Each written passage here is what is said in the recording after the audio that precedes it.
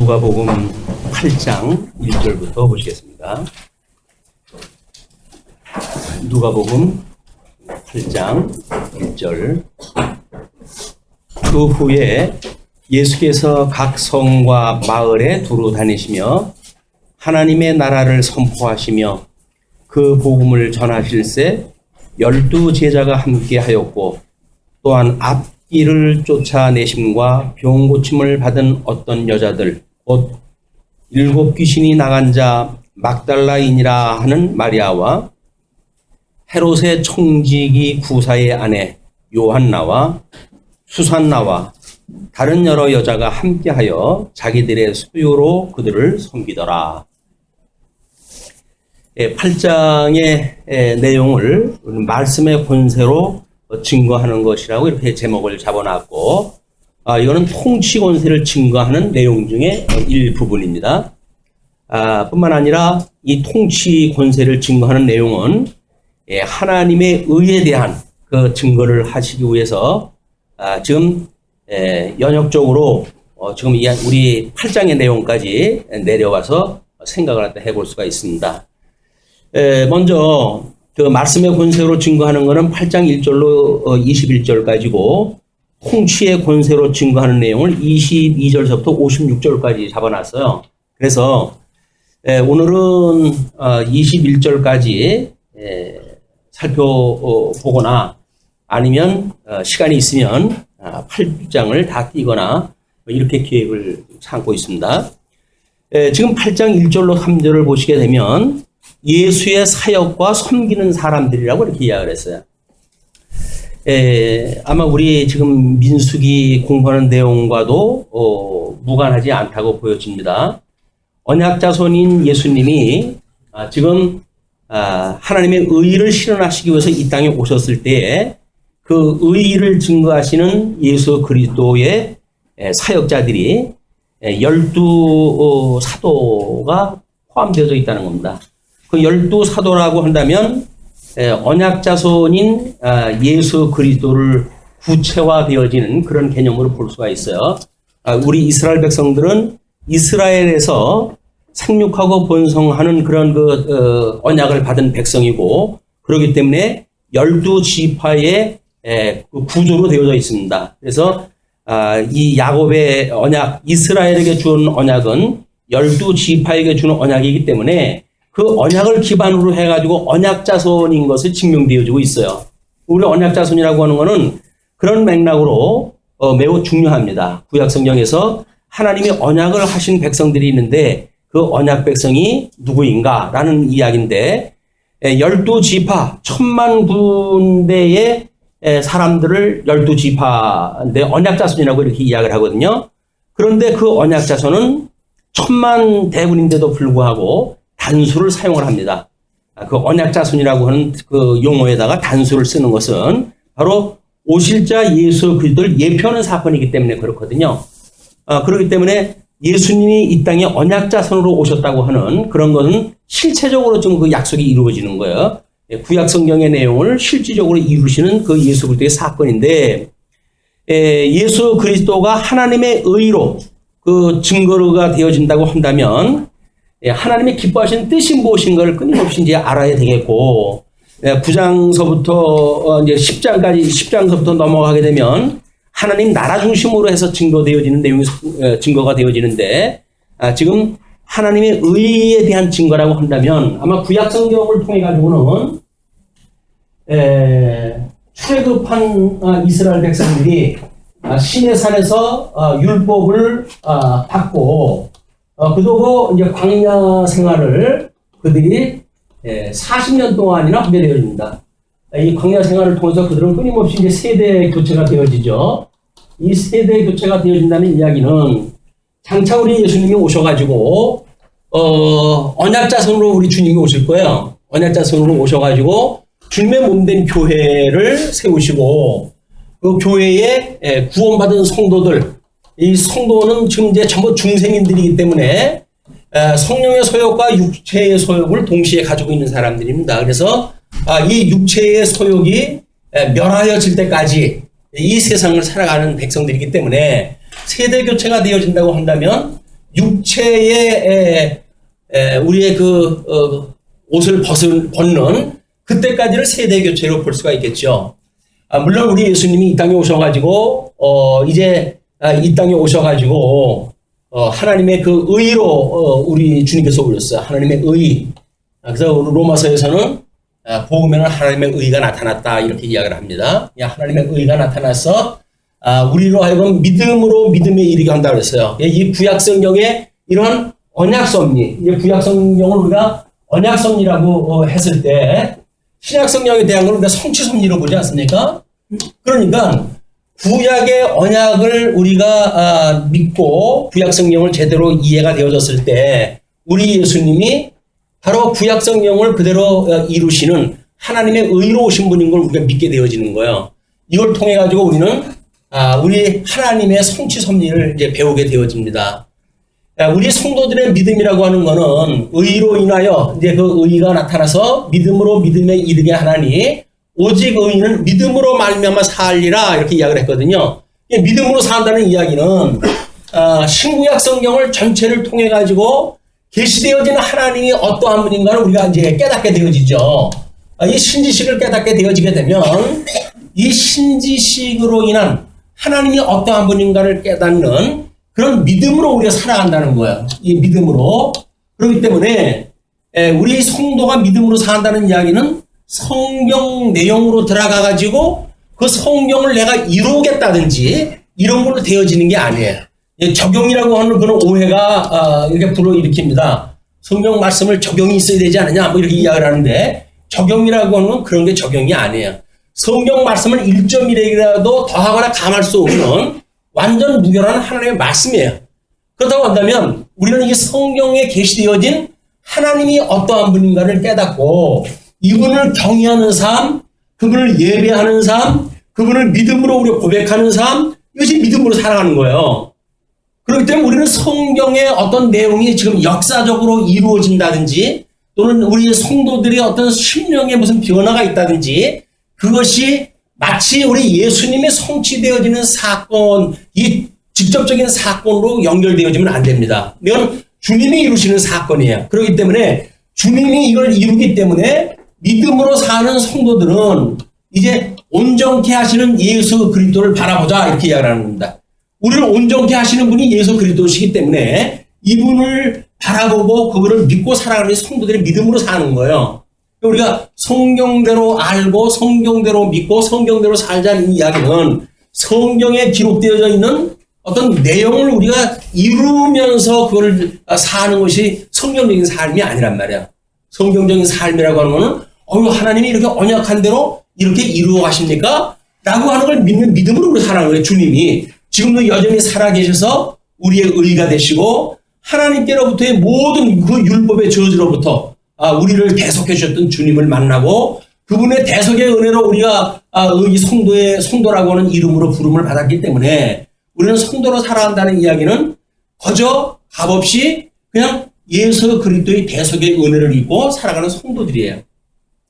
이걸 놓치게 되면 우리는 끊임없이 율법주의하고 똑같은 예수님이 오셨을 때의 그 유대주의자들이 가지고 있는 그들의 신앙생활하고 동일한 신앙생활을 할 수밖에 없어요. 구조가 그렇기 때문에 어쩔 수가 없습니다. 또 인간의 속성이 이 종교심이라고 하는 속성이 그렇게 되어질 수밖에 없어요. 모든 종교가 필수 그 조건이 있어요. 그게 바로 뭐냐면 윤리 문제입니다. 윤리. 모든 그 종교는 윤리가 있어야 된다는 거야. 그런데 우리 이 기독교의 윤리는 전제되어진 이런 윤리가 아니에요. 우리 하나님께서 이런 의로 예수님을 보내주시고 온전케 하시는 그리스도의 의의 열매가 의의 열매가 성도에게 맺게 되어지는 거야.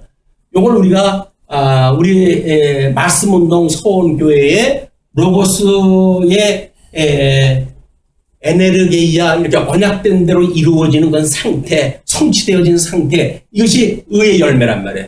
이건 하나님께서 맺어가게 하는 거기 때문에 지체들끼리 서로 비교를 갖다 해가지고 누구는 잘났고 누구는 못났고 이렇게 평가할 수가 없어요.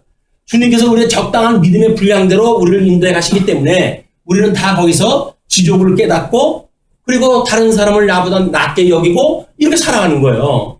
근데 이런 그 의의 열매가 아니고 여기서 전제되어진 윤리를 믿게 되어지게 되면 우리는 객관적인 어떤 그런 윤리적인 잣대로 해가지고 상대방을 비판할 수밖에 없어요. 쟤는 이렇고 어쩌고 저쩌고 해가지고 비판했다 하는데 기독교 윤리는 절대 그런 것이 아닙니다. 우리 주님께서 맺게 하시는 성령의 열매예요. 성령의 열매 뿐만 아니라 믿음의 열매. 이 열매라고 하는 건 뭡니까?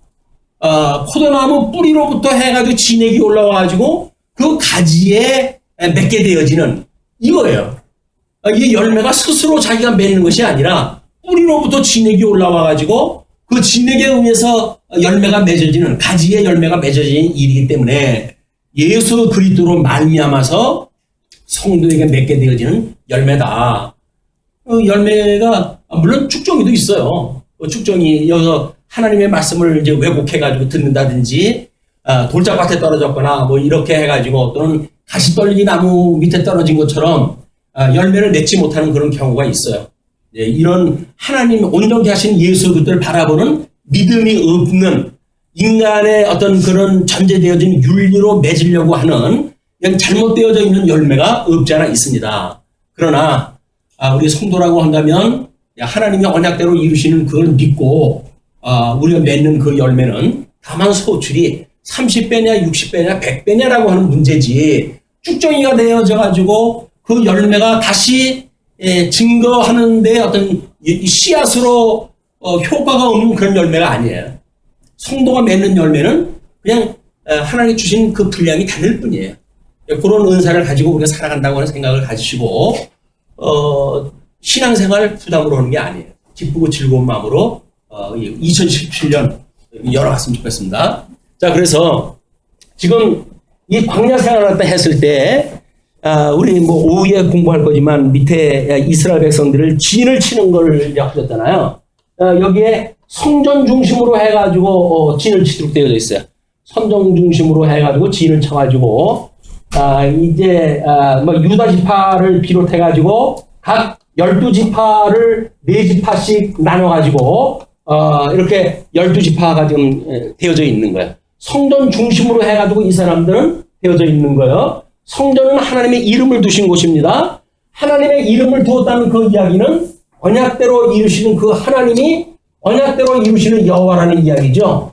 이분이 삼위일체 하나님에 계시되어진 그 하나님에 대한 걸 우리가 공부하는 일이기 때문에 끊임없이 이 말씀을 중심으로 해서 살아가도록 되어져 있어요. 말씀운동 서원교회 시스템이에요. 자, 그러면 이제 그 예수 그리스도 성전 되시는 예수 그리스도와 12사도가 이제 함께 했고 거기에 또 누가 포함이 되어져 있냐면 섬기는 자가 있어요. 섬기는 자. 이제 구약 성경의 그 의미를 본다고 한다면 레위 지파가 하나님 앞에 드린 바가 되어진 그래서 지난 시간에 우리 1장 2장 그 민수기를 공부할 때 계수에서 빠진 사람들이 있었잖아요. 이 빠진 사람들이 레위 지파 사람들입니다. 레위 지파의 사람들. 이 레위 지파 사람들 중에 일부를 하나님께 제사장으로 해가지고 이렇게 섬기도록 이렇게 해서 섬기는 사람들을 이 예수 그리스도 섬기는 성전을 섬기는 사람들을 갖다 했으니까 그 예수 그리스도는 바로 성전이란 말이에요. 그래서 예수 그리스도 섬기는 사람들이 함께 있고 그다음에 12사도들의 이제 이 사람들은 증거를 갖다 할 사람들이에요. 복음을 증거해가지고 하나님 나라를 확장할 사람들이니까 이렇게 시스템이 되어져 있는 것이 구약 성경의 민수기의 이야기였어요. 그러면 지금 우리 예수님이 와가지고 중생인이 살아가는 그 교회를 광야교회라고 우리가 이야기를 한다. 광야교회. 왜냐하면 우리가 우리 예수 그리스도 안에서 참 안식을 누리는 것이 아니라 광야교회 성도는 믿음으로 산다라고 했을 때 심령의 평강을 누리면서 사는 거야. 심령의 안식을 누리면서 살아가는 일이지. 우리가 육신의 장막이 없어가지고 그냥 온전한 안식에 평강에 거하는 게 아니란 말이에요.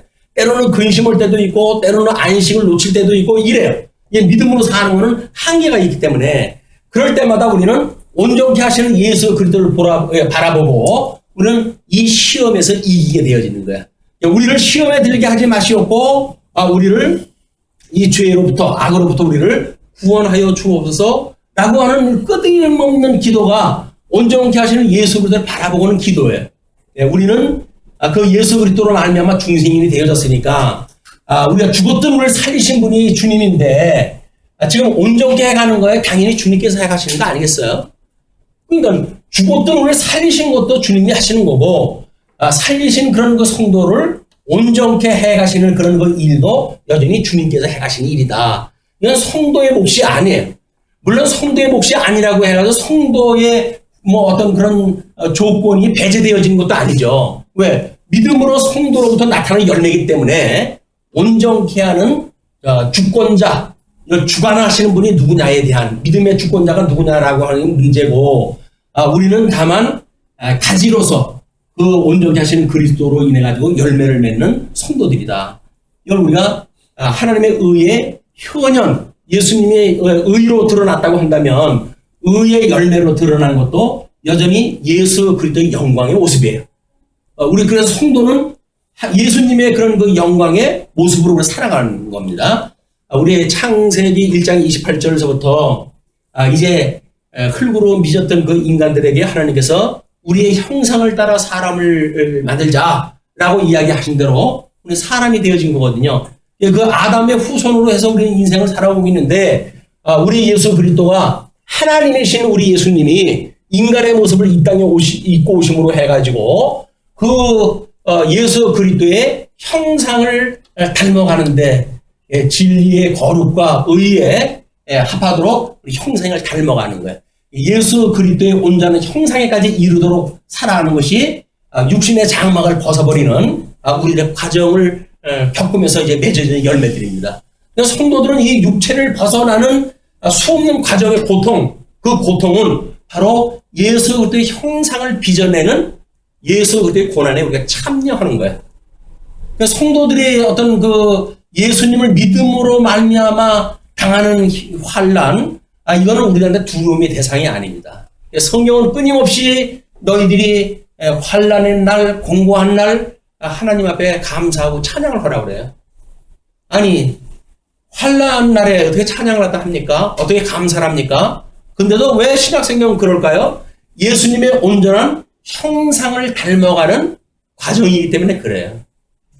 일반 계시적으로도 사람들은 자기의 그 아픔의 어떤 과거의 행적들이 오늘의 나를 잊게 했다라고 하는 그런 역사적인 해석으로 인하여 위로를 받고 그러지요. 항차 죽었던 우리를 살리셨던 주님을 만나고 주님의 온전한 형상에 이르기까지 우리 주님께서 우리를 붙들고 계시다고 한다면 우리의 삶이야말로 우리가 정말 가장 고상한 삶을 살아가는 것이다. 이것이 성도들의 삶이고 1절서부터 3절까지 이야기했던 섬기는 자들의 행복이에요.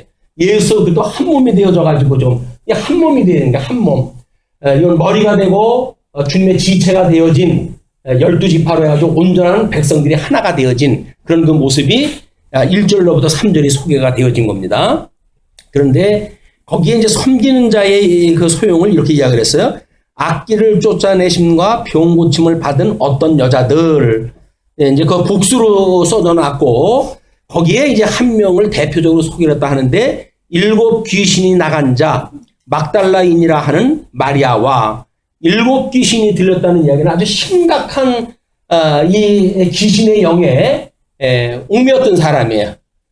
그런데 우리 주님께서 그를 이제 그 사단의 그 귀신으로부터 구원을 얻어 해가지고 지금 구원을 받은 그 여자 막달라인이라 하는 마리아와 헤롯의 청지기 구사의 아내 요한나, 여기에 귀신 들렸던 사람 또는 헤롯의 청지기라고 한다면 제법 관직에 있는 사람이에요. 높은 그 관직에 있는 사람인데 그 구사의 아내 요한나가 소개가 되어집니다. 그래서 귀부인과 또는 귀신 들렸던 그런 그 여인과 그리고 그 뒤에 다른 여러 여자가 함께하여 전부 여자가 소개돼요. 여자. 물론 12지파, 12그 사도들은 남자들로 구성이 되어져 있죠. 근데 주님께서 왜 섬기는 자의 모습을 여자들을 뽑아가지고 했을까?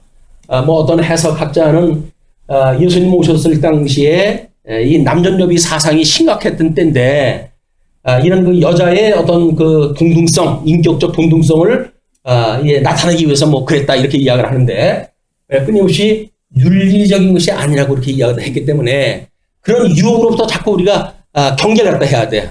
끊임없이 어떤 윤리적으로 뭐 좀 인격적으로 고고하게 이렇게 설명하려고 하는 것에 우리는 부정을 갖다 해야 돼. 그리고 다른 이유를 봐야 돼.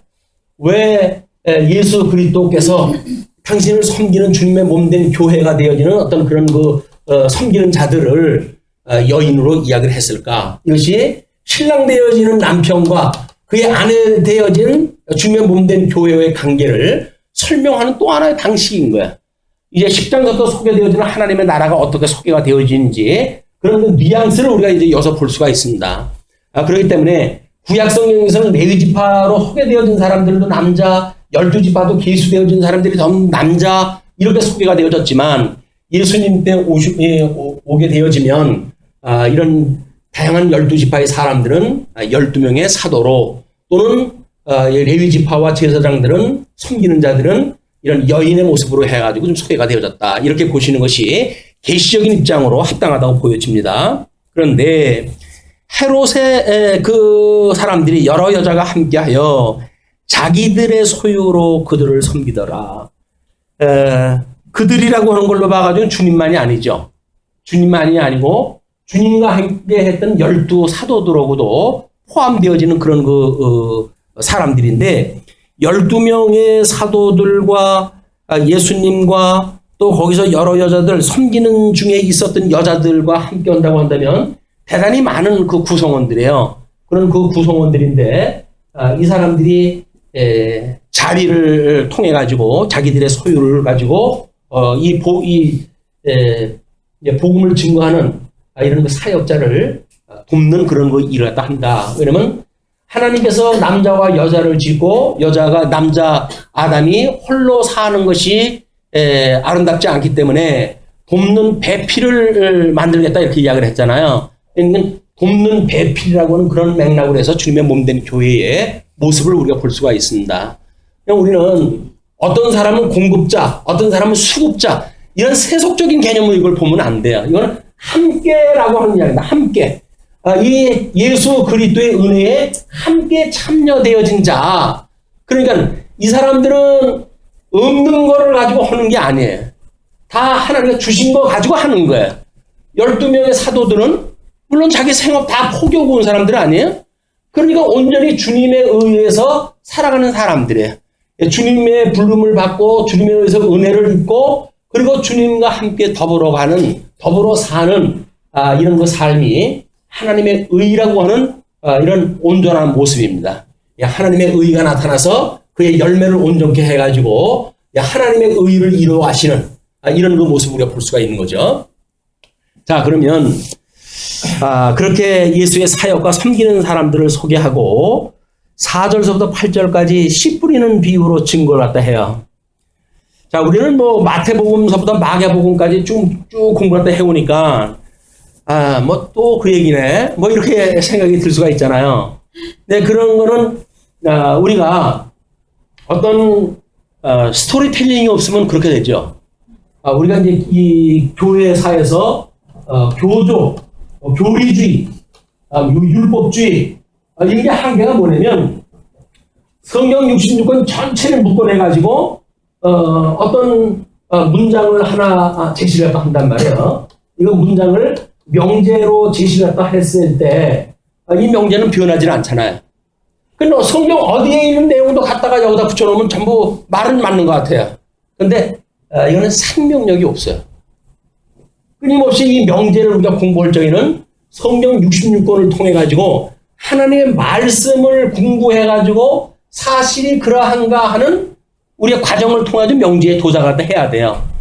이 명제는 출발의 전제가 되면 안 됩니다. 우리가 도착점이 되어져 있는 거예요. 이렇게 우리 믿음의 선배들이 이렇게 진리를 봤다. 근데 몇백 년이 지나간 우리들이 성경을 보니까 여전히 우리들이 보는 성경이 이런 결론에 우리가 도달하더라. 라고 해가지고 시간을 뛰어넘는 믿음의 선배들과의 어떤 공감대가 형성되어지고 그러므로 은혜가 넘치게 되어지는 일이거든요.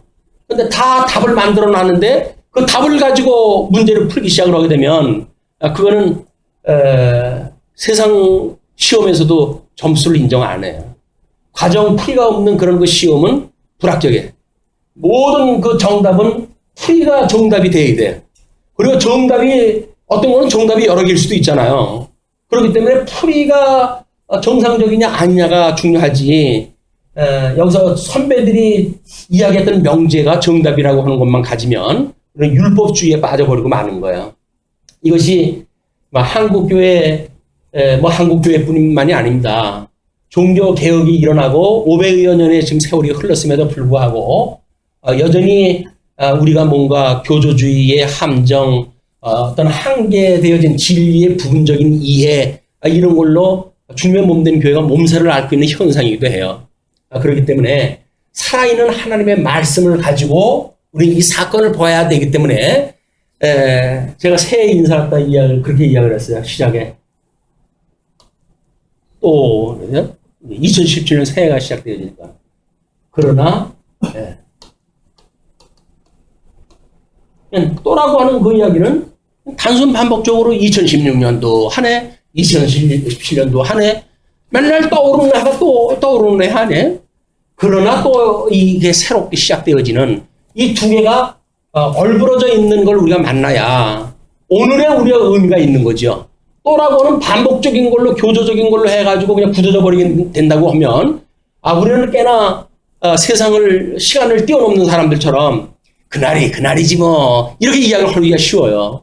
맞아요. 그날은 그날이에요. 그런데 작년에 만났던 우리 새해와 금년에 시작되어지는 새해는 천양지차로 달라요. 왜? 우리들의 믿음의 수준이 달라졌고 보는 관점이 달라졌고 하나님을 사랑하는 사랑의 우리 농도가 달라졌잖아요. 주위 성도끼리 사랑하는 농도가 달라졌잖아요. 그냥 뭐 무한 반복되어지는 또라고는 개념이 아니라 시간적으로 보게 되면 세월로 보게 되어지게 되면 이런 해 아래의 개념으로 보게 되면 또라고 하는 반복적인 삶인 것 같지만 신앙적으로 해가지고는 끊임없이 변화되어지는 새해를 우리가 만났다라고 하는 의미를 가지고 인사를 그렇게 열어놨어요. 물론 보신 분은 뭐 7분밖에 안 되기 때문에 공감이 지금 이루어질지 모르겠어요. 그러니까, 그래서 우리 끊임없이 반복되어지는 그런 주제에 대해서 한번 읽어가면서 그럼 뭐가 그럼 그러나가 뭐냐? 또라고 하는 것이 아니라고 한다면 그러나란 뭐냐? 이런 그 의미를 한번 보시죠. 각 동네 사람들이 예수께로 나와 큰 무리를 이루니 예수께서 비유로 말씀하시되 예수님이 1차 사역 때는 뭐 회당에서도 가르치시고 그랬거든요. 근데 지금 2차 사역에 들어가가지고 이제 광야나 뭐 이런 쪽에 그 예화가 많은 걸로 보아가지고는 아마 그 핍박의 정도가 좀 심해지지 않았나 뭐 이런 그 생각이 들고 그리고 이제 그 의를 주장하는 뭐 9장 정도 가게 되면 예수님이 이제 십자가에 못 박혀 돌아가셔야 될 이런 것들을 미리 이제 예고한다든지 이런 걸로 보아져 가지고 예수님은 십자가에서 돌아가시는 것이 궁극적인 죽음이죠. 그러나 예수님의 비하의 사건은 이 땅의 출생으로부터 잉태로부터 이미 예수 그리스도의 비하의 신분이 시작되어지는 거예요. 우리는 철딱선이 없이 땅에서는 이 평화 이 부르심을 입은 자들의 평화다라고 해가지고 기뻐하고 즐거운 잔치로 벌였는지 모르지만 예수님의 입장에서는 하나님이신데도 불구하고 이 지금 죄 아래 인간의 모습으로 잉태되어진 수치의 시작이에요. 수치의 사역의 시작이다. 궁극적으로 예수님이 돌아가심으로 해가지고 이제 낮아지신 신분이 끝이 나게 되어지고 음부에 내려가셔서 3일 만에 부활하심으로 해가지고 승기의 신분이 시작되어지는 겁니다. 자, 그러면 그 비유로 말씀을 갖다 하시는데 씨를 뿌리는 자가 그 씨를 뿌리러 나가서 뿌릴새 더러는 길가에 떨어짐에 밟히며 공중의 새들이 먹어버렸고 씨를 뿌릴 때 그 어떤 거는 길가에다 떨어지는 것도 있잖아요. 그렇게 했을 때 공중의 새들이 와가지고 먹어버려요. 그거를. 더러는 바위 위에 떨어짐에 이제 옥토밭이 아닌 거는 바위들도 많고 이제 그렇잖아요. 돌밭이고. 그런데 거기에 떨어지게 되면 싹이 났다가 습기가 없으므로 말랐고 이렇게 이야기를 해요. 씨를 뿌린다는 이야기는 추수를 전제로 해가지고 씨를 뿌리는 건데 새가 먹거나 또는 습기가 없어 말랐거나 더러는 가시떨기 속에 떨어짐에 가시가 함께 자라서 기운을 막았고, 기운을 막았다는 이야기는 열매가 소출되지 않도록 지금 그게 섭리가 되어졌다는 거예요. 더러는 좋은 땅에 떨어짐에 나서 100배의 결실을 하였느니라. 이 말씀을 하시고 외치시되 들을 귀 있는 자는 들을지어다. 다른 그 성경의 내용보다 매우 함축적인 이야기야. 뭐 군소득이 없이 네 가지의 사례를 증거를 다 하시면서 이제 좋은 땅에 떨어지는 것만 100배의 결실을 맺었다. 이거는 지금 예수님이 오셨을 때 이 유대주의자들은 구약 성경을 그렇게 흠모하고 대망 사상에 의해서 오실 메시아를 그렇게 기다리는 사람들인데도 불구하고 이 사람들은 열매가 맺지 못했던 그런 사람들이에요. 그러나 하나님께서 이렇게 높은 자들 있는 데에다가 씨앗을 뿌린 것이 아니라 지극히 낮은 곳, 그래가지고 완전히 옥토밭이 되어진 이런 사람들이 아주 낮아진 사람들. 낮아졌다라고 하는 그 이야기는 어떤 뭐 경제적으로 낮아지는 그런 개념이 아니라 신령한 모습으로 해가지고 심령이 매우 가난한 자들이에요. 그래서 세상에 있는 걸로 아무리 채워도 흡족한 걸 몰라요. 그런데 우리 예수님이 오시게 되면 그 예수님으로 인해 가지고 그 삶의 변화가 만들어져요. 풍성한 삶이 시작되어집니다. 부요로운 삶이 시작되어집니다. 이 자연적인 혜택에 의해서 부요로운 건 차원이 다른 개념이에요. 그래서 신령한 그 개념으로서의 부요에 참여가 되어지고 있는데 이 밭을 하나님께 준비했다 하신 거예요. 그래서 구약 성경과 예수님 오셨을 때 사이에 400년의 중간기를 두어가지고 하나님의 말씀이 역사를 갖다 하질 않아요. 말라기 선지자 이후로 해가지고 말씀이 없어요. 400년 동안 이들이 구약 성경 가지고 살아왔지 않겠습니까? 그럼 그 구약 성경 가지고 끊임없이 오실 메시아를 이들이 바라보고 살았을 터인데 이 종교주의자들은 자기네들의 사회적인 어떤 그런 그 지위를 이용하다 해가지고 하나님 앞에 자기네 율법을 지켜가지고 하나님 앞에 지금 이렇게 잘 산다고 생각을 하던 자들이니까 아무리 봐도 그런 건 아닌 것 같은 사람들, 이런 사람들이 말씀에 줄인 사람들이에요. 말씀에 줄인 사람들. 거기에 옥토에 예수 그리스도 의의 씨앗이 떨어졌을 때 열매가 맺는데 바로 100배의 소출을 맡게 되어지는 이런 그 성도에게 맺게 되어지는 열매입니다. 이거는 100배라고 하는 그 이야기는 가장 많은 소출을 하다 이야기하는 거예요. 뭐 어떤 사람은 예화를 들 때 뭐 조에도 이야기를 하더라고요. 조 하나를 심어가지고 그 조나무 하나에 맺히는 그 씨앗이 몇 개나 되겠어요. 그러니까 100배도 적은 거다 뭐 이렇게 이야기하다 하고 그러는데 지금 해 아래 걸 가지고 천상의 그 비밀을 이야기를 하고 있는데 겨우 해 아래 걸 가지고 비교를 갖다 해가면서 이런 사람들은 이 사람들 못지않은 사람들이에요. 이 사람들 못지않은 사람들. 해 아래 거 가지고 비교를 갖다 하고 그런 게 아니에요. 지금 주님께서는 해 아래 걸 가지고 천상의 비밀을 지금 알려주고 계신 거다. 자, 그렇게 하신 뒤에 9절로 15절 보게 되면 깨달음의 주관자이신 그리스도를 이렇게 소개를 했다 해요. 제자들이 이 비유의 뜻을 물으니 이르시되 하나님 나라의 비밀을 아는 것이 너희에게는 허락되었으나, 이걸 감추었던 비밀이라고 이렇게 이야기합니다.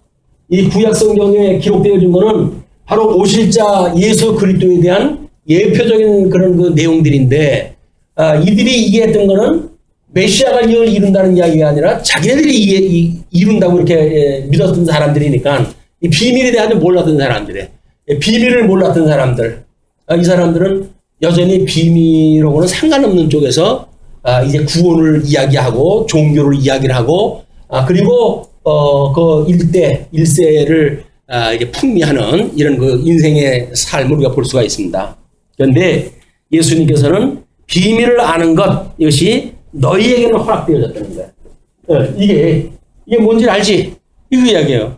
아니 거기는 뭐 12지파 백성들이 조직이 되어져 있었고 레위 지파가 있었고 그런데 뭐 이것이 뭐 우리하고 뭔 상관이란 말이에요. 이 사람들 다 그렇게 보는 거 아닙니까? 근데 이거를 아주 심령이 가난한 자에게는 하나님께서 이게 뭔지를 갖다 보여준 거예요. 그래서 8장 1절로 3절까지 이거를 미리 머릿말로 해가지고 이걸 보여준 겁니다. 제시가 되어진 거야. 이건 무슨 모습인지를 알지? 이건 다른 사람들은 모르는 비밀이다.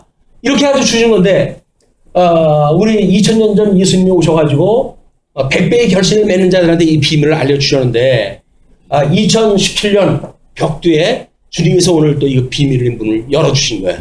우리들로 하여금 목도케 하셨잖아요. 내가 지금 여기에 섬기는 자의 자리로 있네. 그런다고 했을 적에 우리는 바로 이 예수 그리스도와 함께 있는 이 부요를 우리가 누리게 되어지는 거예요. 이것이 우리에게만 알려줬던 특별 비밀입니다.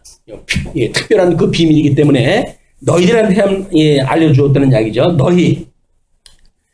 자, 그러면서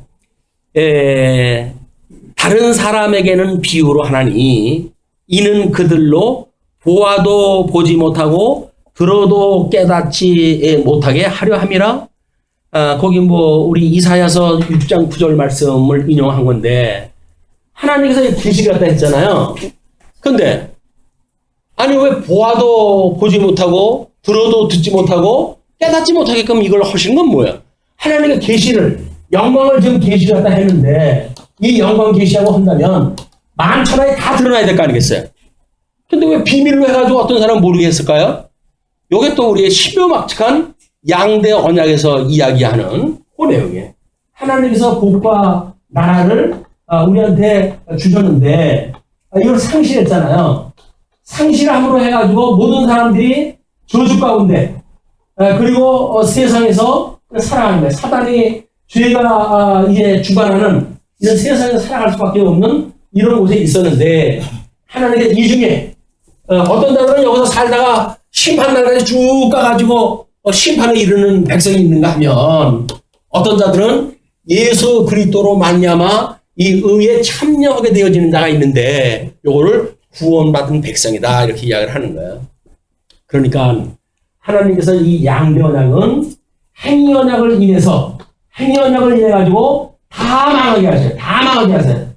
그러나 은혜 언약을 인해 가지고 창세전의 그리스도 안에서 선택하기로 예정되어진 자들만 하나님께서 은혜 언약을 입고 구원을 받게 하신단 말이에요. 거기에 감춰져 있는 비밀을 아는 사람들이에요.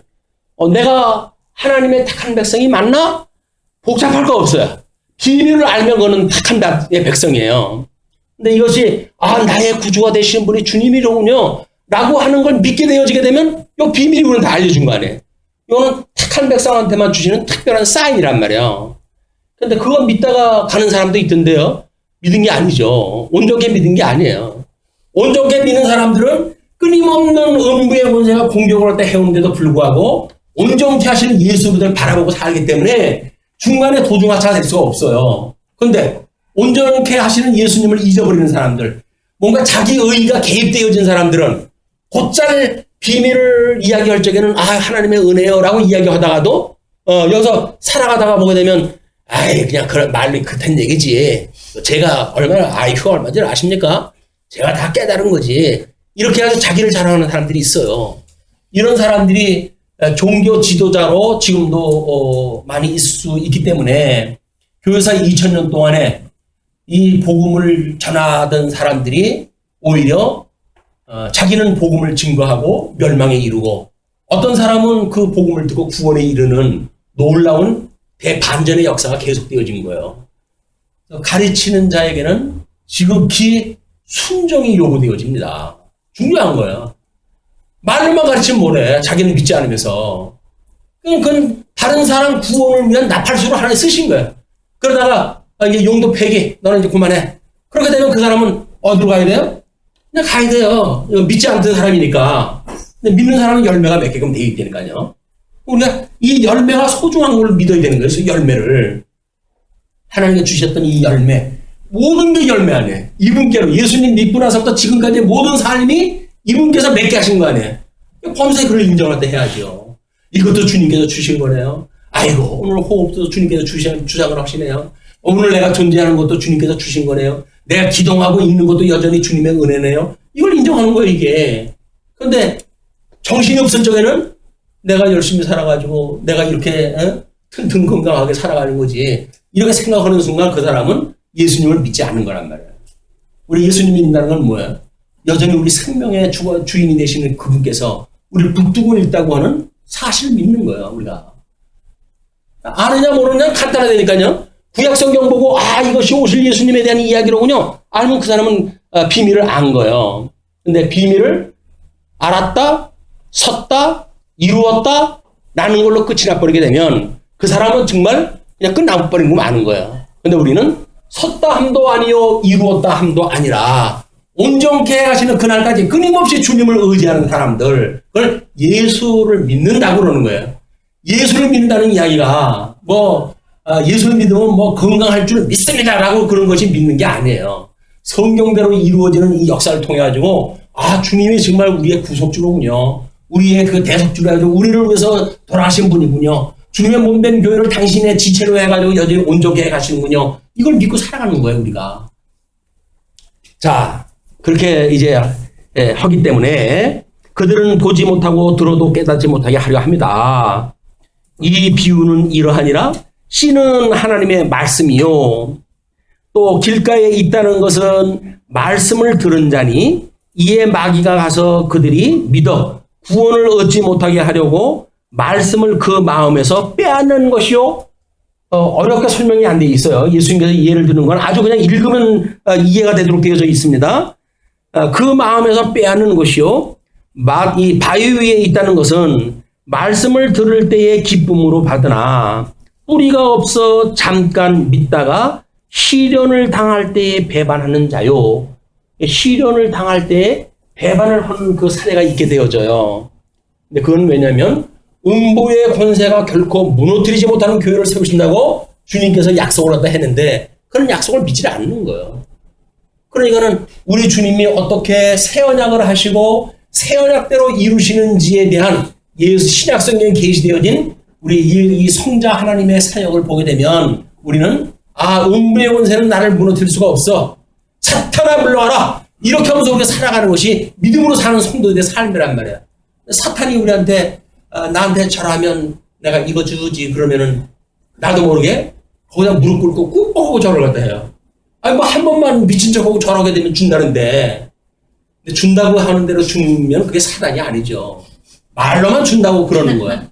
그리고 유사품을 줘요. 원래 유사품. 유사품이 뭐예요? 천상세계의 실체적인 게 아니라 그림자. 금방 며칠 있으면 썩어버릴 것. 먹고 없어져 버릴 것. 이런 걸 가지고 우리한테 준다고 그렇게 이야기하니까 정신없이 우리는 그쪽에 미혹이 되어지기 때문에 그것 때문에 뭐가 되는지를 따라갔다가 멸망에 빠지고 마는 겁니다. 그러나 우리 예수 그리스도 부요로우신 예수 그리스도로 말미암아 우리가 부요를 누린다고 한다면 세상의 이 부요라고 하는 거는 비교가 안 되는 거예요. 우리가 이 예수 그리스도로 말미암아 존귀함을 얻었다라고 하면 세상에서 존귀라고 하는 거하고는 비교가 안 돼요. 세상에서 지금 존귀함을 얻기 위해 가지고 국회의원 나가고 시의원 나가고 다 그러는 거 아닙니까? 존귀함을 얻으려고. 그런데 거기 나가면 뭐예요? 세상 사람들이 다 어때 그렇지 않은 사람이 정치판만 들어가면 전부 이렇게 미친놈들이 돼가냐 이렇게 이야기하잖아요. 그냥 이 정치는 전부 썩는 부요라니까 썩는 부요. 근데 여기 부요는 썩지도 않아요. 변하지도 않아요. 일시적인 것도 아니에요. 영원한 부요예요. 이걸 주신다는데 값없이 거저 주신다는데 근데 안 믿어져요? 그거는 하나님께서 믿음을 갖다 빼간 거야. 이제 사단을 시켜가지고 믿음 빼라. 빼갔으니까는 에이 말이 그렇지 이게 믿어져? 오늘 아침에 아이들한테 첫성을 갖다가 함락시키는 걸 이야기했다 했거든요. 이걸 연구하는 사람들도 안 믿어져요, 그게. 그래가지고 그 어마어마한 견고한 성이 어떻게 무너졌을까? 그래가지고 겨우 이해해낸다는 이야기가 해 아래 논리를 가지고 이제 해석을 딱 하는 거야. 그건 공명의 현상이 무너뜨렸다. 지진이 무너뜨렸다. 이렇게 이야기를 하는 거야. 근데 현상적으로 그런 요소가 있을 수 있는지는 모르지만 하나님께서는 지금 현상을 설명하려고 그러는 게 아니잖아요. 하나님의 크신 영광이 무엇인가를 설명하시는 건데 시편의 기자들이 끊임없이 우리의 도움이 어디서 올고 눈을 들어 산을 보라 천지를 지으신 여호와께로서이다. 끊임없이 그렇게 시인들이 이야기를 하잖아요. 우리들의 도움이 어디 여기서 살아가는 인간관계에서 살아가는 우리들한테 도움이 어디서 옵니까? 우리 뭐 옆에 사람한테 오는 겁니까? 아니니까요. 그럼 어딜 봐야 돼요? 눈을 들어 산을 보래요. 산을. 그러면 천지를 지으신 하나님이 보이는 거예요. 근데 우리는 이 성경 연구하다가 보게 되면 눈을 들어가지고 어떻게 큰 전체의 그림을 볼 생각은 안 하고 부분적인 논리로 빠져버리니까 세상 사람들이 뭐 인정해 줄 수 있는 이런 동의점을 찾으려고 그래요. 이제. 그것이 결국은 아주 우리 자연과 그 익숙한 이런 방법으로 풀어 나가려고 애를 쓴다. 많은 사람들이 동의한다 그죠. 어떤 정신 없는 사람은 그런 이야기를 하더라고요.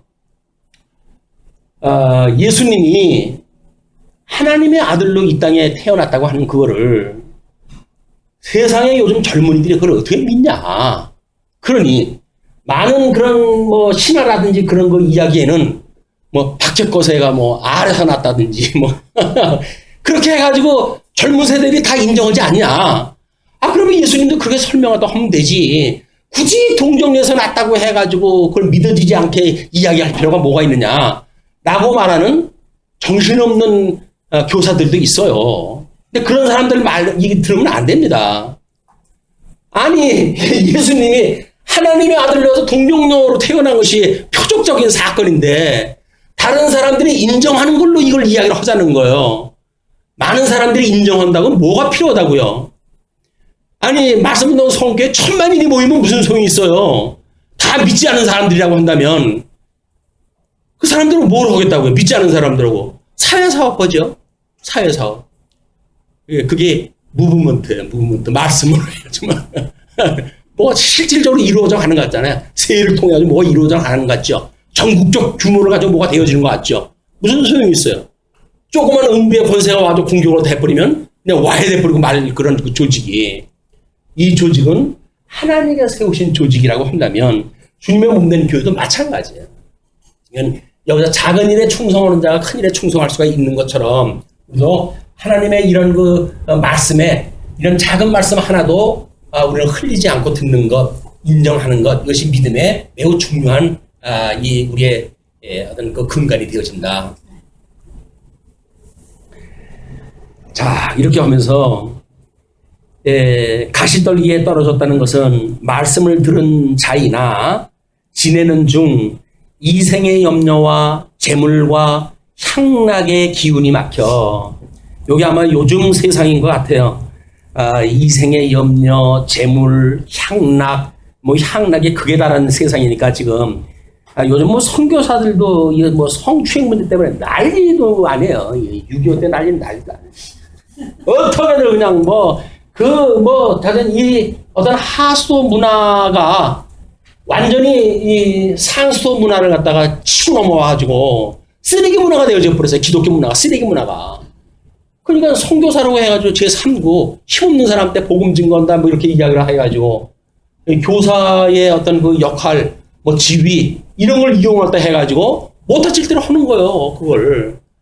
그것이 지금 뭐 이렇게 드러났으니까 그게 소수로 드러나지. 이게 하나둘의 문제겠습니까? 요즘은 우리 아이들을 키워가기도 무서워요. 무서운 시대예요. 뭐 인터넷 어디고 들어가게 되면 자전 간판들이 하도 그냥 쓰레기 같은 걸로 해가지고 전부 되어져 있으니 그래서 눈을 감고 살 수도 없고 우리 온전케는 예수 그리스도를 바라볼 수밖에 없어. 이분만이 우리 온전케 해가지 그 아이들한테 어디 산속으로 끌고 들어가서 살면 될까요? 소용없어요. 산속에 들어가도 지네들 거기서 또 공중에서 삐라가 날라와가지고 아마 꽃바구니 내리치고 그리고 서울로 도시로 도망갈 거예요.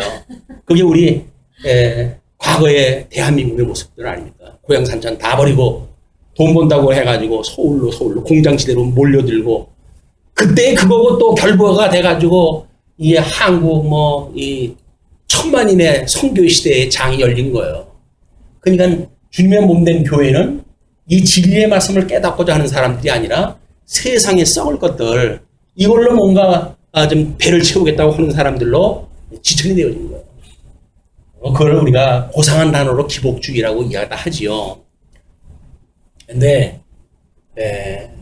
지금은 기복주의보다 더 무서운 게 뭡니까? 이제는 배가 부를 만큼 불렀잖아요. 기복주의는 이제 말도 안 돼요.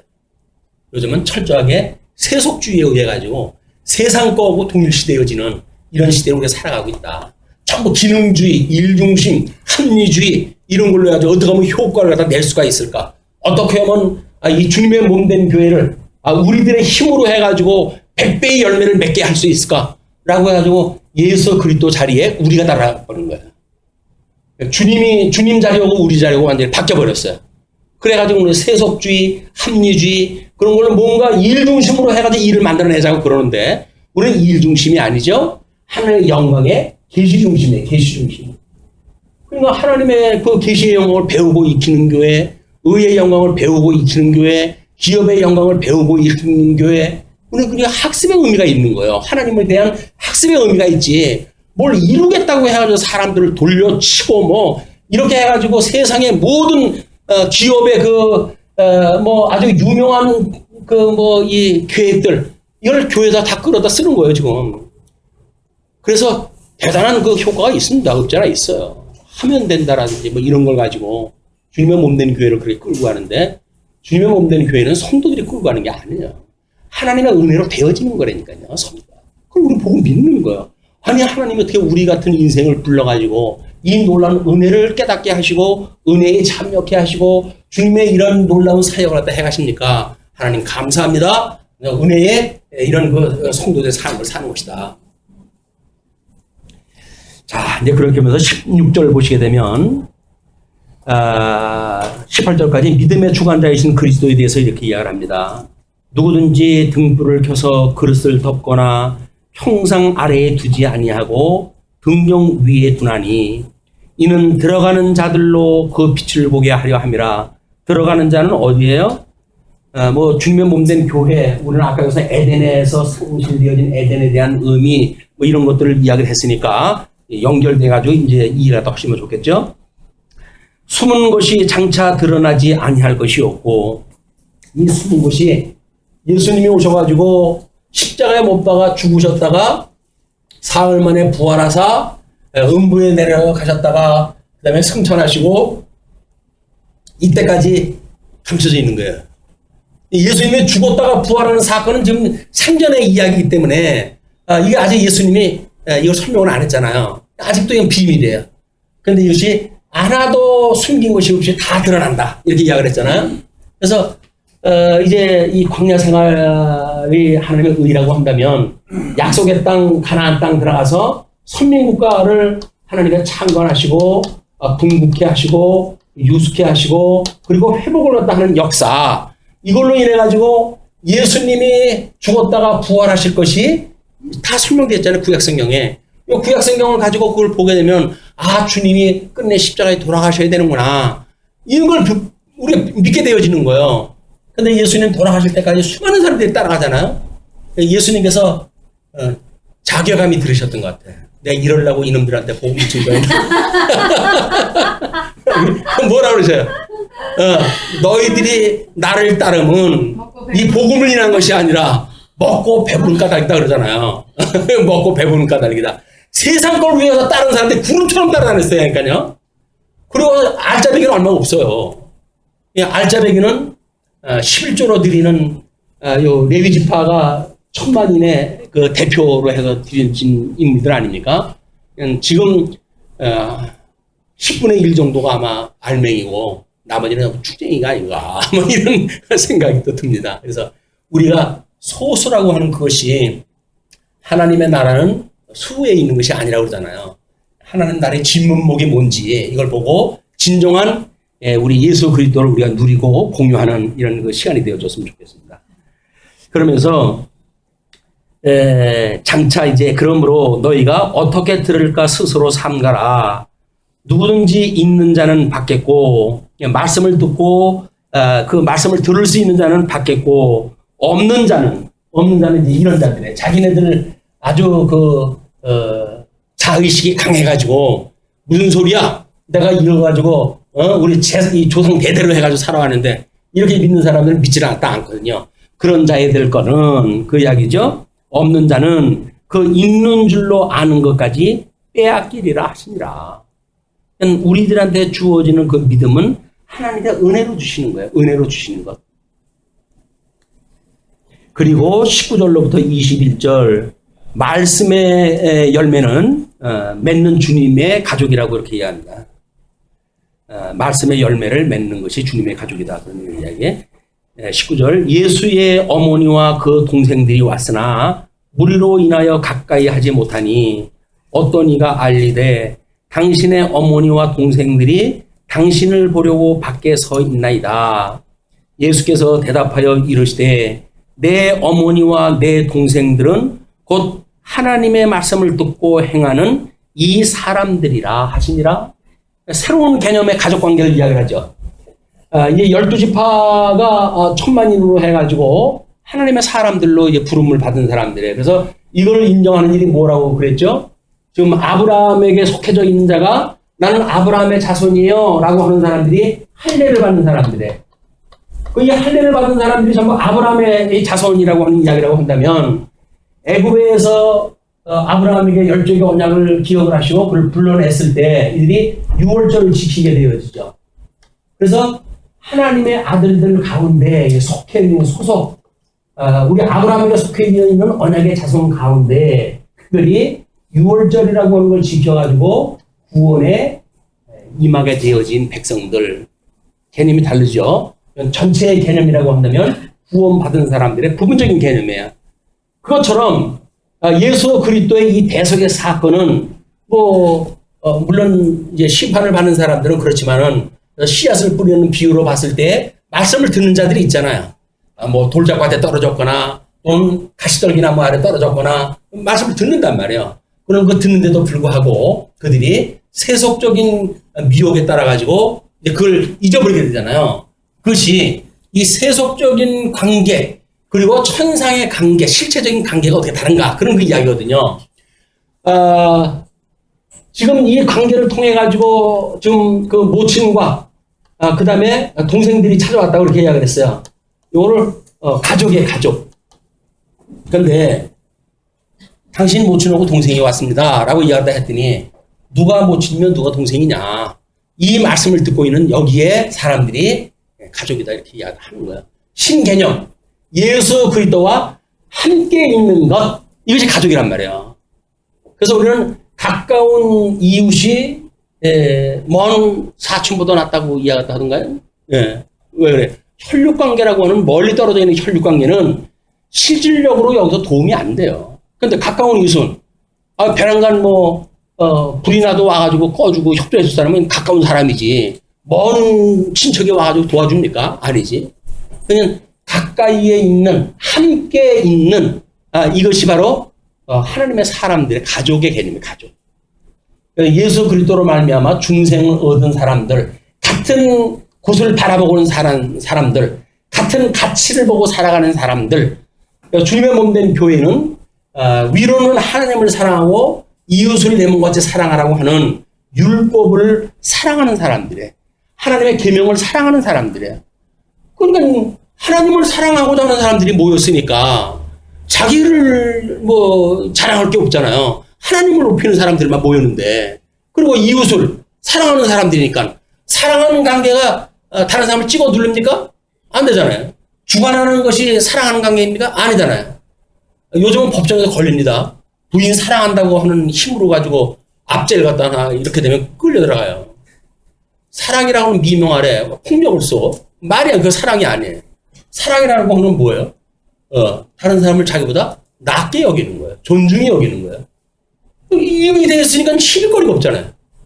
사랑의 관계 이게. 이걸 가치로 여기는 사람들. 예. 믿음, 소망, 사랑이 있을 것인데 이 사랑이 제일이다. 함께 더불어 살아가는 사랑을 추구하는 사람들을 이야기를 합니다. 자, 그러면서 이제 그 예수께서 대답하여 이르시되 내 어머니와 내 동생들은 곧 하나님의 말씀을 듣고 행하는 이 사람들이라 하시니라. 근데 말씀을 듣고 행하는 이까지 본글로 봤을 땐 1절로 3절까지 소개되어졌던 그런 그 분들에 대한 이야기가 아닐까. 다른 사람들은 지금 예수님의 말씀을 듣는 사람들 아니에요. 듣는 사람들인데, 너희들이 지금 군대처럼 보여져 있지만, 이렇게 나게 하는 가족이라고 하는 그런 그 사람들은 바로 이 말씀을 함께 위해서 있는 사람들이다. 그런 내용으로 본다면, 우리야말로 예수 그리스도 안에서 주님의 몸된 교회에 형제요, 자매요, 지체요, 한 몸이다. 라고 하는 새로운 가족관이 만들어집니다. 가족관. 그래서 주님의 몸된 교회는 가족관의 관계예요. 그런데 이게 이제 말씀이 흐트러지게 되면 왼순이, 구순이, 손가락질하고 삿대질하고 싸움을 얻다 하고 이렇게 하면서 교회 생활도 하는 거예요. 근데 여기는 정상적인 말씀으로 먹고 살던 사람들은 그런 지경에 못 살아요. 힘들어가지고. 야, 우리 그러지 말고, 그냥 하나님 사랑하는 사람들끼리 사랑하는 방식이 다른가 본데, 사랑하는 사람들끼리 나눠서 따로 살자, 이렇게 이야기하다 하지. 거기서 어떻게든지, 뭔가를, 휘어잡아가지고 하나를 묶어내겠다든지, 이렇게 가지고 그 싸움박질하는 쿠데기를 만들어내지는 않습니다. 주님의 몸된 교회에 싸움이 있다고 한다면, 하나가 되기를 힘쓰고, 그렇지가 않는다고 한다면, 따로 살 길을 마련해줘야 돼요.